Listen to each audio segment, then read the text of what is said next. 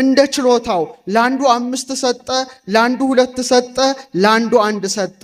ይህ ምን ያስተምረናል? እግዚአብሔር እኛን ከሌሎች ጋር አያወዳደርም። ለራሳችን እንደምንችለው መጠን ምን ሰጥቶናል? ስጦታን ሰጥቶናል። እግዚአብሔር በሰጠን ሀብት እንድናተርፍ ነው እንጂ የሚፈልገው የሌሎችን ሀብት እያየን እንድንቀና ስላልሆነ ለእያንዳንዱ እንደ አቅሙ ብሎ ጌታችን አስተምሯል።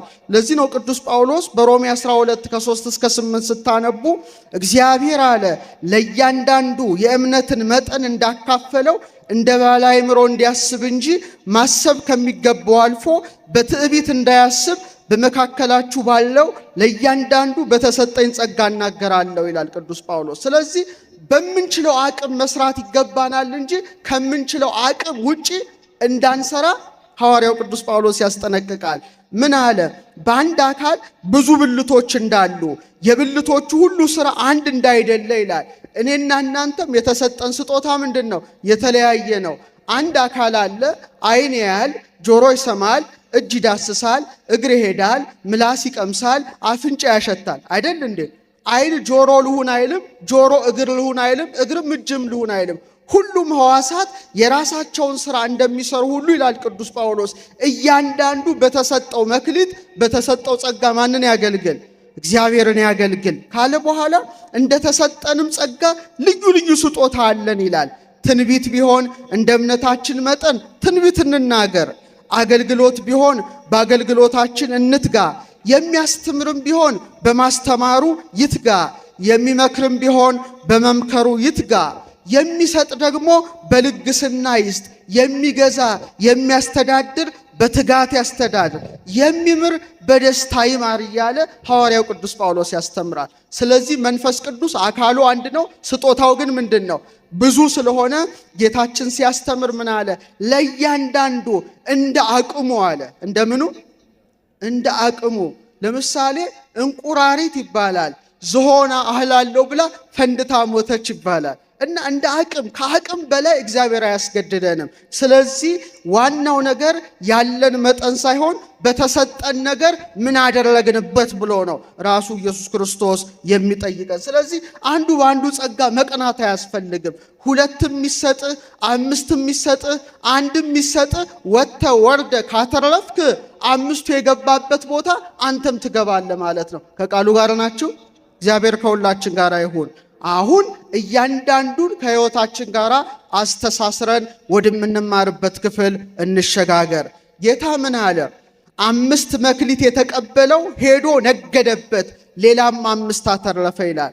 ከባለቤቱ ስንት ተቀበለ? 5 መክሊት ብር ተቀበለ።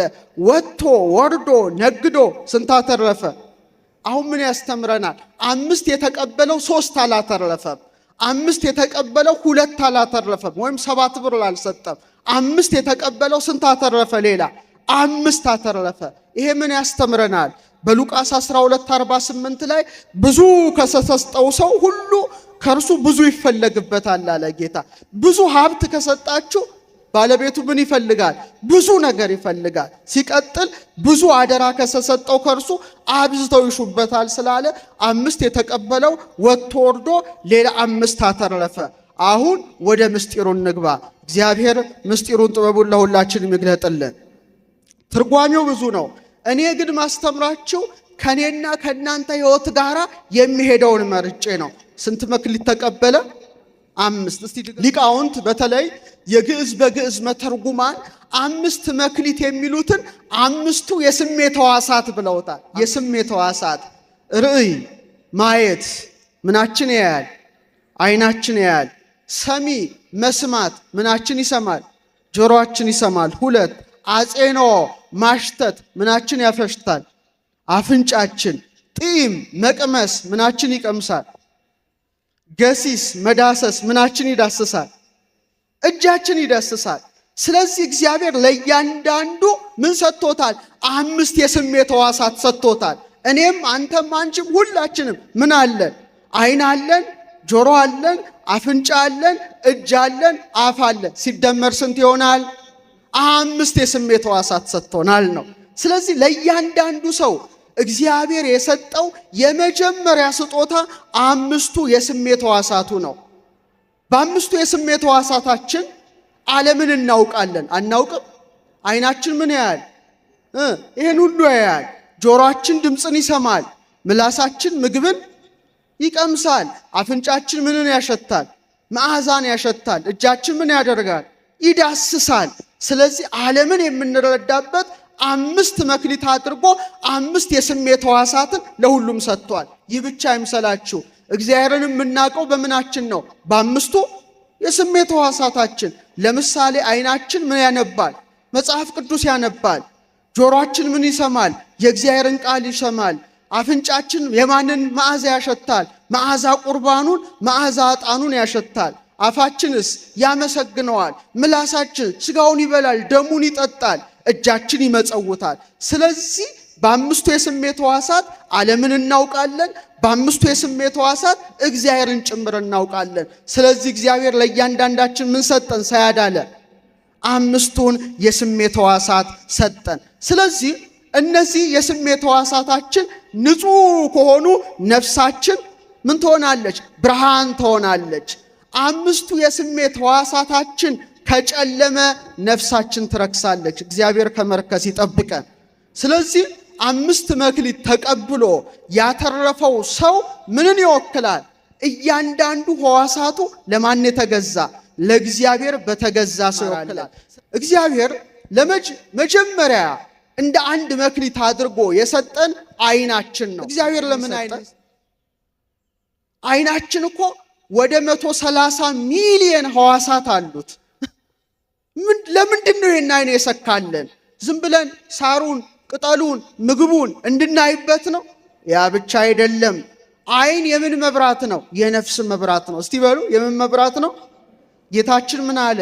ማየቶቱ ለሥጋ ካይን ከውእቱ፣ የሰውነት መብራት አለ ዓይን ናት። እንግዲህ ዓይን ጤናማ ብትሆን ሰውነቱ ሁሉ ብርሃን ይሆናል። ዓይን ደግሞ ታማሚ ከሆነች ሰውነቱ ሁሉ ምን ይሆናል? የጨለመ ይሆናል ብሎ አስተማረ። ለምን? ዓይን ማለት የልብ በር ነው። ስንቶቻችሁ በዓይናችሁ አትርፋቸዋል መክሊታችሁን? ሔዋን ለመጀመሪያ ጊዜ ኃጢአት የገባው በምኗ ነው? በዓይኗ ነው። በምኗ ነው? በዓይኗ ነው። መክሊቷ ተቀበረ ማለት ነው። አትቤ ያላትን ዕፀ በለስን ምን አለች? ተመለከተች። ኃጢአት በዓይኗ ገባ። ዳዊትን ተመልከቱት። ሰገነት ላይ ሆኖ ሲመላለስ የኦርዮ ሚስት ስትታጠብ አየ። ኃጢአት በዓይኑ ገባ። ይትፍቱ አትመኝ ያለውን አፈረሰ። አምጥቶ ደረሰባት። ኢትዘሙ ያለውን አፈረሰ። አታመንዝር ያለውን። እንደገና ደግሞ ይሄን ነገር ለማስተባበል ለመደበቅ ብሎ ባሏን ገደለ። ይትቅትል የሚለው አትግደል የሚለው ፈረሰበት። ስለዚህ በዓይን ምን ገባ? ኃጢአት ገባ ማለት ነው። ስለዚህ ማየት በሩን ከፈተ። ከዚያም ምኞት መጣ፣ ከዚያም ኃጢአት መጣ፣ ከዚያም ሞት መጣ። ስለዚህ ዓይናችን ትልቁ መክሊታችን ነው። ወይ ወደ እግዚአብሔር ወደሚወስደው መንገድ ሊመራን ይችላል፣ ወይም ወደ ገሃነመ እሳት ዓይናችን ሊመራን ይችላል። ስለዚህ ዓይናችን ምንድን ነው? ከእግዚአብሔር የተቀበልነው ሀብታችን ስለሆነ ለአገልግሎት መዋል አለበት። ለምን መዋል አለበት? እስቲ ድገሙት። ለምን መዋል አለበት? ለአገልግሎት። ዛሬ ዓይናችን ተጨንቋል፣ መክሊቱን ቀብሯል። ዓይናችን እግዚአብሔርን እንዳያይ ዓለም ብዙ ወጥመድ አድርጋለች። ክርስቲያኖች ዓይናችን እረፍት የለውም። ዓይናችን ቁጣን ከተመለከተ ነፍሳችን ምን ይሆናል? ይቆጣል። ዓይናችን ርኩሰትን የሚመለከት ከሆነ አእምሮአችን ይረክሳል፣ መክሊቱ ተቀብሯል። ዓይናችን ፍርሃትን የሚመለከት ከሆነ ነፍሳችን ይደክማል። ዓይናችን የማይረባ ነገርን እየተመለከተ ከሆነ መንፈሳችን ባዶ ይሆናል። ዛሬ ብዙዎቻችን ምን ሆነናል? ደክመናል። የደከምነው ግን በስራ ብዛት አይደለም፣ ምንመለከተው ነገር በዝቶ ነው። በሰላም ያሳደረንን አምላክ ከማመስገን ይልቅ ዓይናችን መክሊቱን ስክሪን ውስጥ ቀብሯል፣ ተቀብሯል መክሊቱ። እግዚአብሔር በዓይናችን ይጠይቀናል። የዓይናችንን መክሊት የቀበረው ምንድን ነው? ምስል ነው። የምናየው ቲክቶክ፣ የምናየው ፌስቡክ፣ የምናየው ነገር ሁሉ መክሊታችን እንዲቀበር አድርጓል። ኦርቶዶክሳውያን ዳዊት እንዲህ ይላል፣ መክሊቱን ያበዛ ዓይንን አለውና። እግዚአብሔር ዓይንን የሰጠን ብዙ ነገር እንድናበዛበት ነው። ቅዱሳት መጻሕፍት እንድናነብበት፣ ቅዱሳት ስዕላትን እንድናይበት። ሕፃን አለ እናቱን በዓይኑ ሳይ እንዲደሰት አለ። እኔም አለ እመቤታችንን ሲያመሰግን ስዕልሽም በማየትና በመሳለም እደሰታለሁ አለ። ምንሽም በማየት ዓይናችን ቅዱሳት ስዕላትን ማየት አቁመዋል። እናንተ የማታስተውሉ የገላትያ ሰዎች ኢየሱስ ክርስቶስ እንደተሰቀለ ሆኖ በፊታችሁ ተስሎ ነበረ፣ ለእውነት እንዳትታዘዙ አዚም ያደረገባችሁ ማን ነው ይላል። ስለዚህ ዓይናችን የተፈጠረው ቅዱሳት መጻሕፍትን እንድናይ የሥነ ፍጥረትን ውበት እንድናይ ነበረ። ዛሬ ከዋክብትን አይቶ እግዚአብሔርን ማድነቅ ቀርቷል። ስንቶቻችሁ እስቲ ከዋክብትን አይታችሁ አቤት እግዚአብሔር ሥራ ድንቅ ነው ብላችሁ ማን ነው ምሽታችሁ የምትገቡት? ወይስ መሬት መሬት እያየን ነው የምንገባው? እግዚአብሔር በሰማያት ከፍ ከፍ አይልምን? ከዋክብትም እንዴት ከፍ ከፍ እንዳሉ ተመልከት ይላል ኢዮብ 22:12 ከዋክብት ከፍ ከፍ እንዳሉ ተመልከት ይላል። እግዚአብሔር ለሰው ስንት እግር ሰጥቶታል? 2 ነው 4? ለውሻው፣ ለፈረሱ፣ ለቀበሮ ስንት እግር ሰጥቶታል? 4። ለምን? ከርከሮ፣ ፈረሱ፣ በቅሎ 4 እግር ነው ያለው። 4 እግር ስለተሰጠው መሬት መሬት ነው የሚያየው።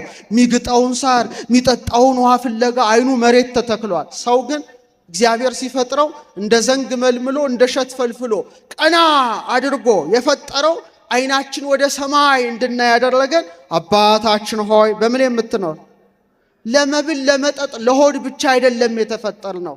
ዓይናችን እንደ እንስሳ እህል እያየ ብቻ እንዲኖር አይደለም። ቀና ብሎ ሰማያትን አይቶ ፀሐይን አይቶ እውነተኛውን ፀሐይ እግዚአብሔርን እንዲያመሰግን ነው። ስለዚህ ዓይናችን ሰማያት ስላላየ የሥነ ፍጥረትን ውበት ስላላደነቀ ለተፈጠረበት ዓላማ ስላልዋለ መክሊቱ ተቀብሯል። ዓይናችን መክሊቱን የሚያተርፈው ምንድን ነው? ኃጢአትን ከማየት ስንሸሽ ነው። ዓይናችን በብዙ ነገር ረክሷል። ኦርቶዶክሳውያን ዓይናችን ውስጥ ብዙ ኃጢአት ገብቷል። ክፉ ነገር ይመጣል። ለዛ ዓይናችንን ስንዘጋ፣ ለእውነት ዓይናችንን ስንከፍት፣ ለወንጌል ዓይናችንን ስንከፍት፣ ለክርስቶስ ዓይናችንን ስንከፍት፣ ይህ ጥበብ ነው፣ ይህ ታማኝነት ነው፣ ይህ መክሊት ማትረፍ ነው።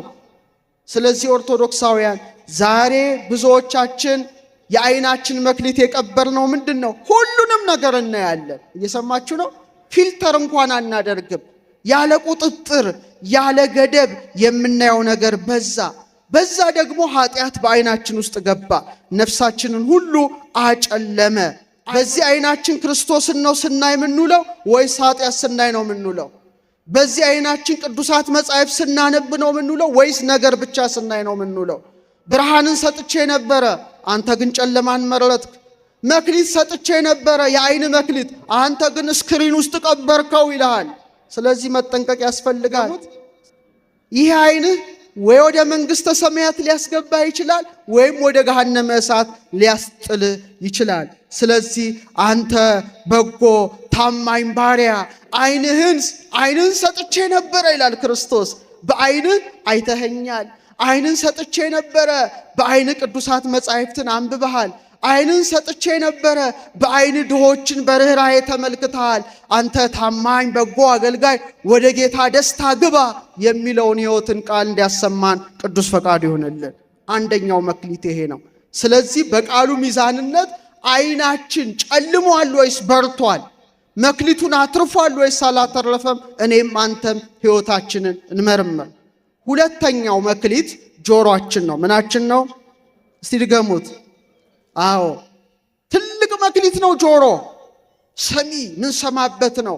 ሰው ሁሉንም ነገር በግልጽ ሊያይ ይችላል፣ ግን መስማት አይችልም። ጆሮ ይሰማል። ጌታችን ስለ ጆሮ አስተማረ። ጆሮ ያለው መስማትን ይስማ ይላል። አንዳንዱ ጆሮ ድምፅ ብቻ ነው የሚያደምጸው፣ ቃልን አያደምጥም። ድምፅ ብቻ ነው የሚሰማው። ይህ ማለት ምንድን ነው? አብዛኛው ሰው ጆሮ ምን ሆኗል? መክሊት ሆኖ ተሰጥቶት ግን አላተረፈም ማለት ነው። ቅዱስ ጳውሎስ ምን ይላል? እምነት ከመስማት ነው፣ መስማትም በእግዚአብሔር ቃል ነው ይላል ሮሜ 10:7። ስለዚህ ምናምነው ምን ስላለን ነው? ጆሮ ስላለን ነው። በጆሮአችን የማንን ድምፅ እንሰማለን? የእግዚአብሔርን ድምፅ እንሰማለን። ስለዚህ እምነት የሚጀምረው በዓይን አይደለም። እምነት የሚጀምረው በጆሮ ነው። እውነትን ስትሰሙ እምነታችሁ ያድጋል። ሐሰትን ስትሰሙ እምነታችሁ ይሞታል። ባሪያ ተናገር ያንተን ድምፅ ሰማለሁ የሚል ጆሮ ያስፈልጋል። ስለዚህ አብዛኞቻችን የእግዚአብሔርን ድምፅ አይደለም ጆሮአችን የሚሰማው፣ የዓለምን ጫጫታ የዓለምን ሁካታ ስለሆነ ጆሮአችን በጫጫታ ውስጥ ተቀብሯል። ሔዋን በጆሮዋ ምን መጣ? የሞት መልእክት መጣ። እየሰማችሁኝ ነው? መክሊቷ ተቀበረ። አካለ ከይሲ ማደሪያ ልሳነ ከይሲ መናገሪያ ያደረገው እባቡ በጆሮዋ ሹክ አለ። በቃ ዛሬ የብዙዎች ነፍስ የጠፋው በጆሮአቸው ምክንያት ነው። የተሳሳቱ ድምፆችን ሁሌ ያደምጣሉ። በጫጫታ ውስጥ ጆሮአቸው ተቀብረዋል። ስለዚህ ክርስቲያኖች ጆሮአችን መክሊታችን ነው። ከአምስቱ መክሊት አንዱ ጆሮ ነው። እንጠብቀው። ጆሮአችንን ንጹሕ አድርጉት። ጆሮአችሁን ለክርስቶስ ብቻ ስጡ። ዛሬ ብዙዎቻችን ደክሞናል። እየሰማችሁኝ ነው? ምንድነው የደከመን? የምንሰማው ነገር በዛ፣ በጣም በዛ። ቲክቶኩን በዛ። ጫጫታ ውስጥ ተቀበረ መክሊቱ። ዛሬ ጆሮ መክሊት የተቀበረበት ጊዜ ነው። ጆሮአችን ግን እግዚአብሔር መክሊት አድርጎ ሰጥቶናልና የእግዚአብሔርን ቃል ስንሰማ፣ ጥበብን ስንሰማ፣ ማስተዋልን ስንሰማ፣ ምስጋናን ስንሰማ፣ ዝማሬን ስንሰማ መክሊቱ ምን ሆኗል ማለት ነው? አትርፏል ማለት ነው። ይህን ካልሰማችሁ ጉዳችሁ ነው። መክሊታችሁ በጫጫታ ውስጥ ተቀብሯል። የጆሮ ባለቤት ይጠይቃቸዋል አንድ ቀን። ዓይናችን ሁሉንም ነገር ይመለከታል። ጆሮአችን ሁሉንም ነገር ይሰማል። ደግሞ መስማቱ አይደለም ክፋቱ፣ ሁሉም ነገር ያምናል። ሁሉንም የሚሰማውን ሰው እንዴት ያምናል? እግዚአብሔር ይናገራል፣ ግን ጆሮ ሞልቷል። የት ያድምጠው? ሞላ፣ ጫጫታው ሞላው። እግዚአብሔር ሲናገር መስማት አንችልም። ኦልሬዲ ጆሮአችን ሞላ፣ በብዙ ነው ጫጫታ ተሞላ። እግዚአብሔር ያስተምራል፣ ዓለማችን ግን ክፉኛ እየጮኸች ነው እና መክሊቱ ሳይሰራበት እየተቀበረ ነው። እግዚአብሔር ጆሮአችን እንድናተርፍበት ቅዱስ ፈቃዱ ይሁንልን። ሶስተኛው መክሊት አፍንጫ ነው። አፍንጫ ትንሽ ነገር ይመስለናል፣ ግን አይደለም። እግዚአብሔር የሕይወት እስትንፋስን ያስገባው በምናችን ነው? በአፍንጫችን። በኦሪት ዘፍጥረት ምዕራፍ 2 ቁጥር 7 ላይ እግዚአብሔር ሰውን ከምድር አፈር አበጀው ካለ በኋላ የሕይወትንም እስትንፋስ በአፍንጫው ምን አለበት? አለበት ይላል። ይህ አፍንጫ ሕይወት የገባበት ነው። ይህ አፍንጫ እስትንፋስ የገባበት ነው። አፍንጫችን መክሊቱን አትርፎ ይሆን? እኔ እንጃ። ቅዱስ ጳውሎስ በሁለተኛ ቆሮንቶስ መልእክቱ ምዕራፍ 2 ቁጥር 15 ላይ በሚድኑትና በሚጠፉት ዘንድ ለእግዚአብሔር የክርስቶስ መዓዛ ነን ይላል። የማን መዓዛ ነን? አቤት እንዴት ደስ ይላል! አፍንጫ መዓዛን እንዲያሸት ለክርስቶስ መዓዛ ሆኖ መገኘት እንዴት ደስ ይላል! የአንዳንዶቻችን ሕይወት በጣም ጣፋጭ መዓዛ አለው ለክርስቶስ። የአንዳንዶች ሕይወት ደግሞ መጥፎ ሽታ አለው ለጌታ። ቅድስና መዓዛ ነው፣ ኃጢአት ደግሞ ግማት ነው። በእግዚአብሔር መንገድ ማለት ነው። ስለዚህ አይምሮ ሳይረዳ በፊት ማሽተት የሚችለው ምናችን ነው? አረ ንገሩ። አፍንጫ ነው፣ መለያ ነው ማለት ነው። የመለየት መክሊት ይሉታል ሊቃውንት። አንዳንዶች ደግሞ ጠብ ይሸታቸዋል፣ አንዳንዶች ቅድስና ይሸታቸዋል መክሊታቸውን የሚያተርፉ፣ አንዳንዶች ርኩሰት ይሸታቸዋል መክሊታቸውን የሚቀብሩ። ዛሬ የብዙዎቻችን አፍንጫ መክሊቱን ቀብሯል። እኔ በጣም የሚያስደንቀው የአንድ ነገር ልንገራችሁ። ለምሳሌ የሕይወትን እስትንፋስ እፍ ስላለበት አልፋ እግዚአብሔር በአፍንጫችን፣ ዓይናችን ኃጢአትም ያያል ጽድቅም ያያል ወዶ፣ ጆሮአችን ሐሜትም ይሰማል ጽድቅም ይሰማል ወዶ፣ አፍንጫችን ግን ክፉ መዓዛ ያሸታል ይጠላል አይደለም። ሁሌ መልካም መዓዛ እንዲያሸት ይፈልጋል። ይሄ ማለት ምን ማለት ነው? ሁል ጊዜ አፍንጫችን የክርስቶስን መዓዛ ምን ማለት አለበት? ማሽተት አለበት። መዓዛ ዕጣኑን ማሽተት አለብን። መዓዛ ቁርባኑን ማሽተት አለብን። ዛሬ ቤተ ክርስቲያን ዕጣን ጸሎተ ዕጣን አድርሳ ዕጣን የሚቀርበው ለምንድን ነው? ዕጣኑ የሚጤሰው ዕጣን ምን አለው? መዓዛ። እስቲ በቃ ዕጣኑ በጎ መዓዛ እንዳለው ሕይወታችን በክርስቶስ መልካም መዓዛ ሊኖረው ይገባል። ነፍሳችን ጥሩ ሽታ ሊኖራት ይገባል። መንፈሳችን ልዩ መዓዛ ሊኖራት ይገባል። እግዚአብሔር አፍንጫችንን በእውነት ይቆጣጠርልን። ስለዚህ እግዚአብሔር አፍንጫን ሰጥቶናል። ቅዱስ ነገርን እንድንለይ ይፈቅዳል። ስለዚህ ሕይወታችንን በንጽህና በበጎ መዓዛ በቅድስና ከመላ ነው መዓዛ ዕጣኑን መዓዛ ቁርባኑን ካሸተት ነው የአፍንጫችን መክሊት ተርፏል። አራተኛው መክሊት ምላሳችን ነው። ምላስ ትንሽ ነገር ናት፣ ትንሽ ቻት፣ ኃይሏ ግን በጣም ከፍተኛ ነው። አንዱ መክሊት ነው። በምላሳችን ልንባርክ እንችላለን።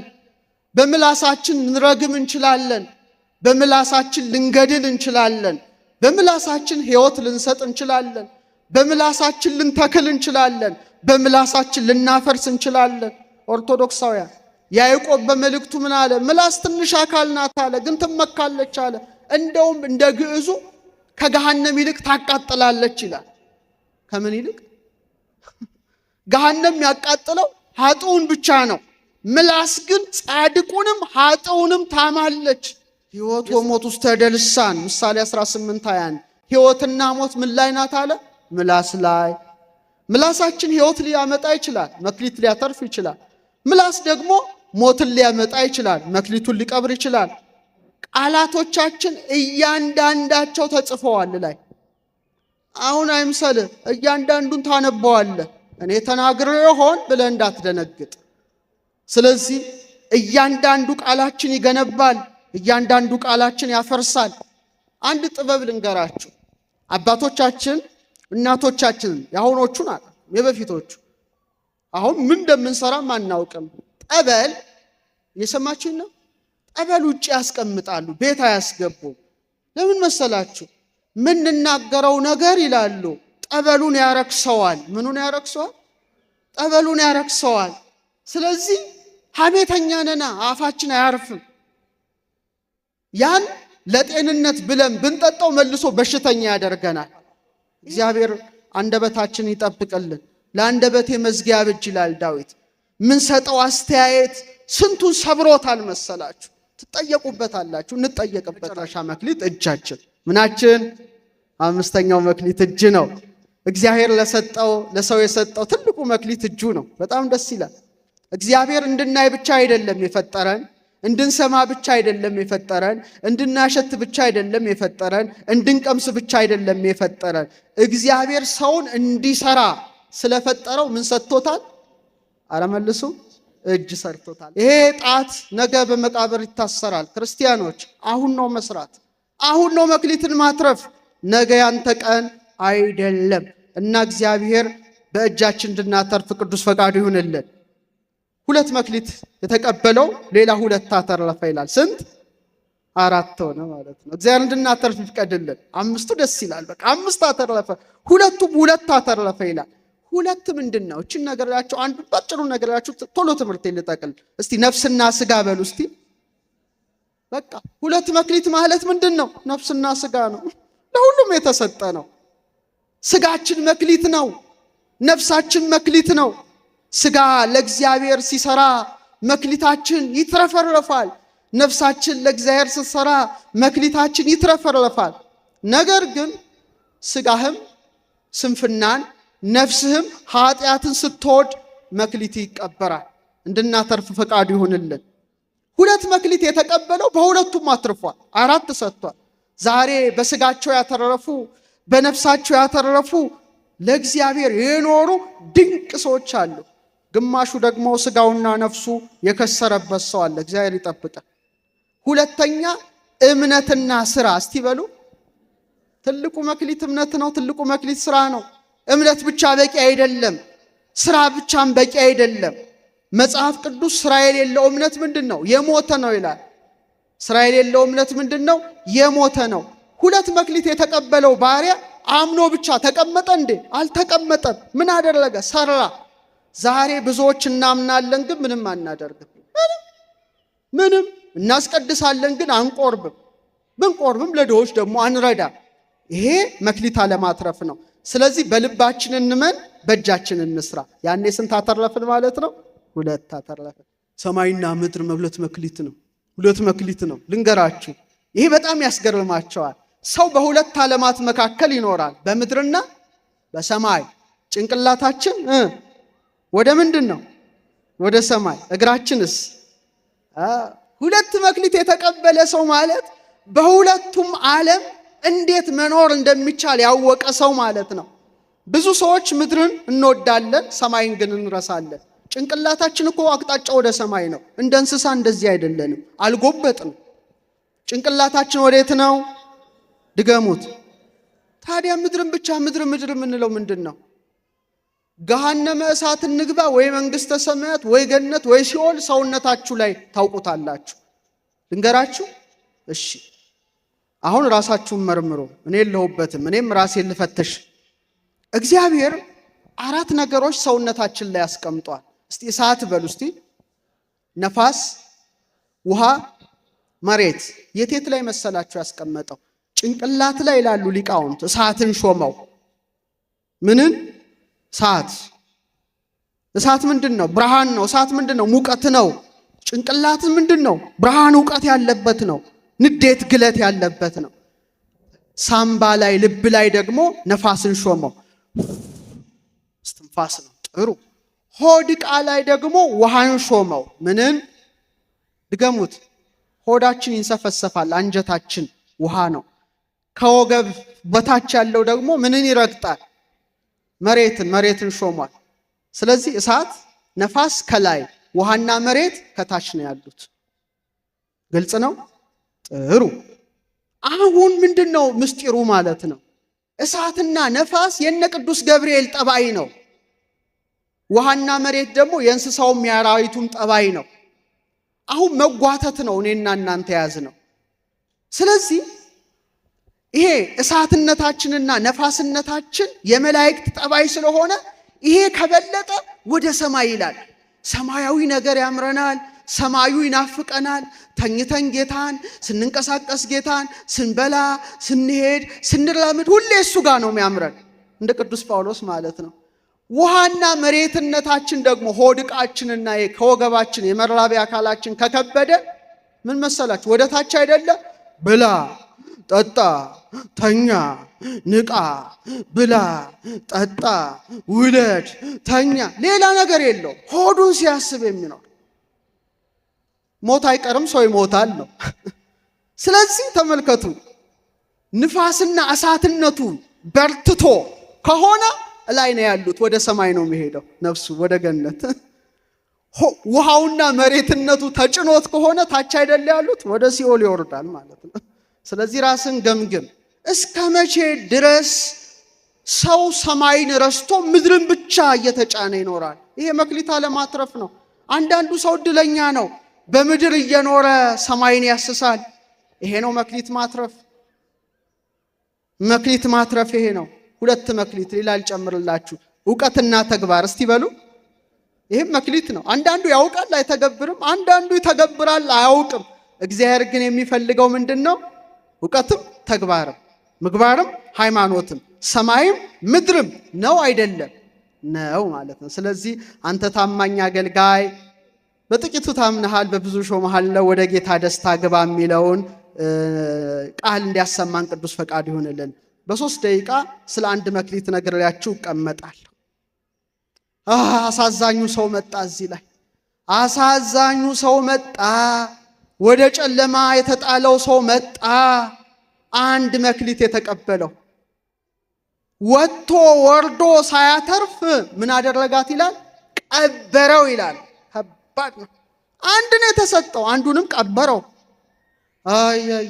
ባለቤቱ ሲመጣ ተሳሰበው። የታተረፍ ካላተረፈም ወደ ጨለማ ጣሉት አለ። ይሄ ማለት አንድ መክሊት ነው። እስቲ በሉ 2 ይሰጥ፣ 5 ይሰጥ፣ 1 ይሰጥ ቁም ነገር አይደለም። ዋናው ጌታ የሚጠይቀው በሰጠው ምን አተረፍክበት ነው። ስለዚህ ክርስቲያኖች አንድ መክሊት ማለት አንድ ሕይወት። እስቲ በሉ አንድ ሕይወት በሉ እስቲ ድገሙት። አንድ እስትንፋስ፣ አንድ እድል፣ አንድ የንስሐ እድል፣